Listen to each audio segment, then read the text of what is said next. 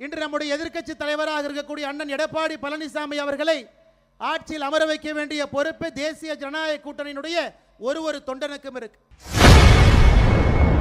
எதிர்க்கட்சித் தலைவர் அண்ணன் எடப்பாடி பழனிசாமியை ஆட்சியில் அமர வைக்க வேண்டியது தேசிய ஜனநாயக கூட்டணியின் பொறுப்பு என பாஜக முன்னாள் மாநில தலைவர் அண்ணாமலை அதிரடியாக தெரிவித்துள்ளார். ஆண்டுகளாக பாரத பிரதமர் நரேந்திர மோடி ஐயா அவர்கள் தொடர்ச்சியா 12 ஆண்டுகளா நமக்கு உழைக்கிறாங்க.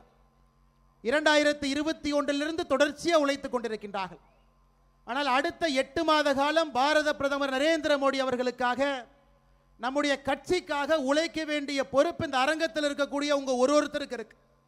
இந்த அரங்கத்தில் இருக்கக்கூடிய ஒரு பூத்து தலைவருக்கும் பூத்தில் இருக்கக்கூடிய பொறுப்பாளர்களுக்கும் அடுத்த 8 மாத காலம் கடுமையாக உழைத்து திராவிட முன்னேற்ற கழகத்தினுடைய ஆட்சியை அகற்றிவிட்டு தேசிய ஜனநாயக கூட்டணியினுடைய ஆட்சி இன்று நம்முடைய எதிர்க்கட்சி தலைவராக இருக்கக்கூடிய அண்ணன் எடப்பாடி பழனிசாமி அவர்களை ஆட்சியில் அமர வைக்க வேண்டிய பொறுப்பு தேசிய ஜனநாயக கூட்டணியினுடைய ஒரு தொண்டனுக்கும் இருக்கு.